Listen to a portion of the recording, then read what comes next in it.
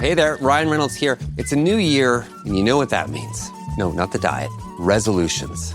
A way for us all to try and do a little bit better than we did last year. And my resolution, unlike big wireless, is to not be a raging and raise the price of wireless on you every chance I get. Give it a try at mintmobile.com/switch. $45 upfront payment required, equivalent to $15 per month. New customers on first 3-month plan only. Taxes and fees extra. Speed slower above 40 gigabytes on unlimited. See mintmobile.com for details.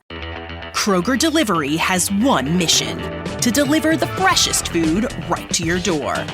That's why our drivers are pros. Our trucks are refrigerated. And when it comes to low prices, we always deliver. With $20 off your first order of $75 or more, there's no better time to get in on the action. Mission accomplished. Restrictions apply. See site for details.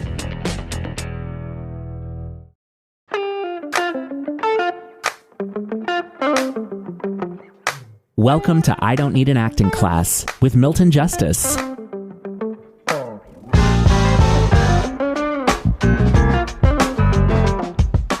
I want all of you to begin to understand what an idea is.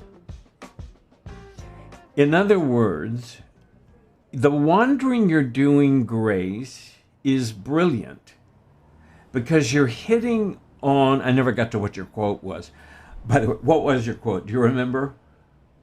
It was, don't be afraid it won't be perfect. The real thing to be afraid of is that it won't be. Ah, Stephen Sondheim. So, okay. So, this is the turn of the dial, but it is a huge turn of the dial that we need to get to. We need to start understanding that people have this vision, or all of this, that these are huge.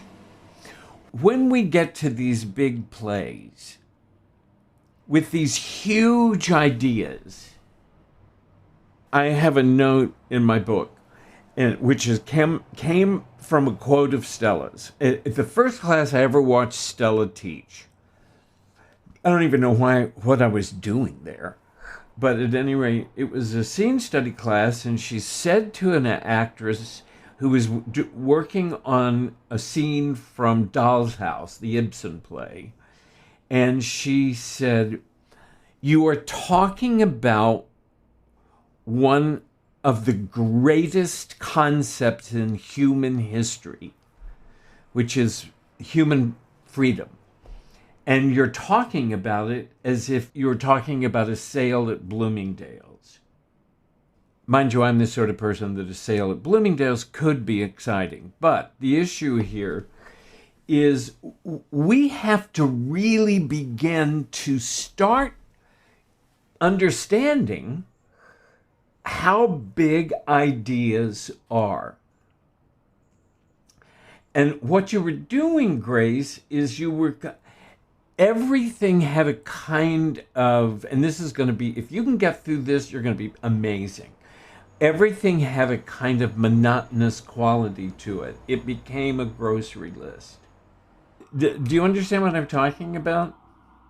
I do, but I think my question is, because you've talked about not pushing the performance too much, especially when talking out. So how do you balance?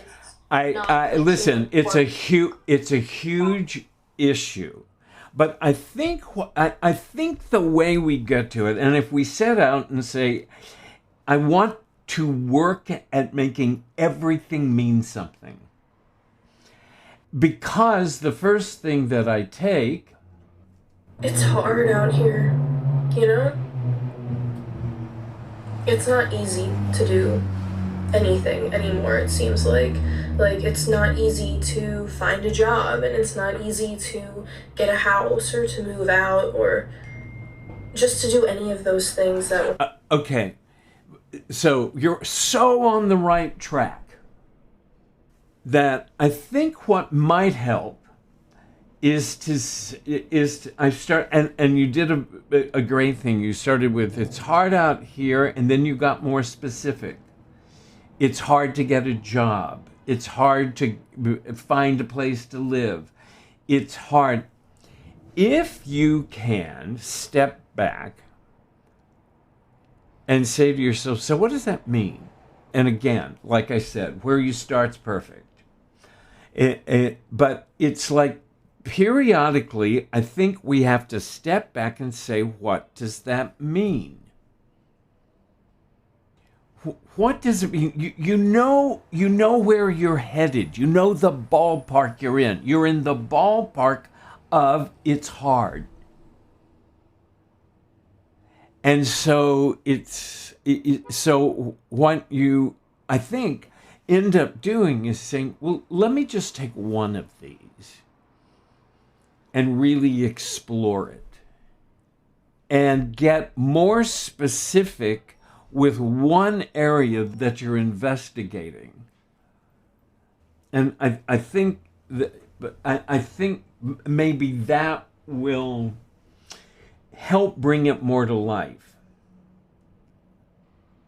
I think that is one of the issues. I just think if I look at it and look, you know where you're headed.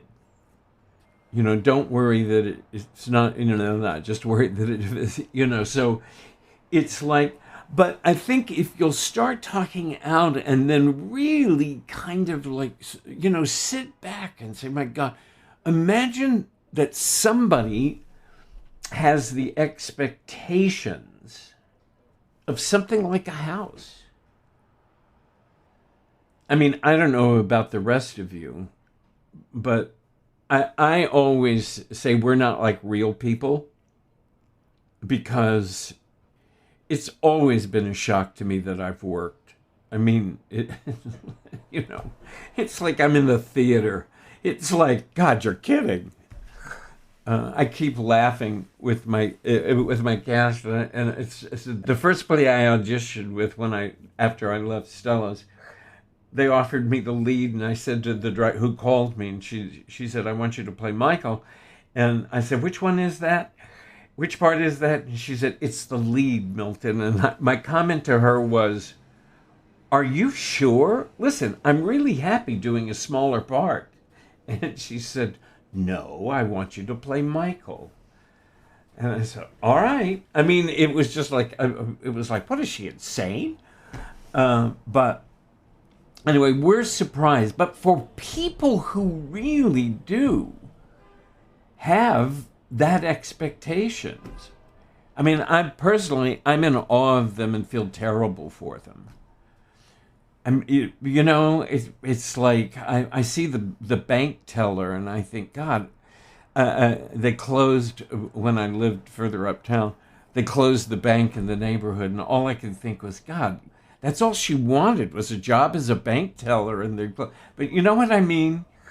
And mind you, I did the documentary called Down and Out in America, so that's all the people we met were people who wanted a little life. But you see what I mean? If you keep talking about it and keep talking about it and getting more and more specific, I think what happens is you begin to own it more. And I think that's what the issue is. I think the issue is you want to own it and get to the size of it and get to the importance of it. And also, nobody's been in this class long enough to tell you that I lie. James knows it. James said, yes, but what you said was you just want us to kind of wander around, and I lie. It's I want you to wander around, but I also want you to like blow me away. So, you want to get, and I think if you'll work to turn that dial so that you begin to understand that your thoughts are important thoughts, and they're important thoughts that are big ideas.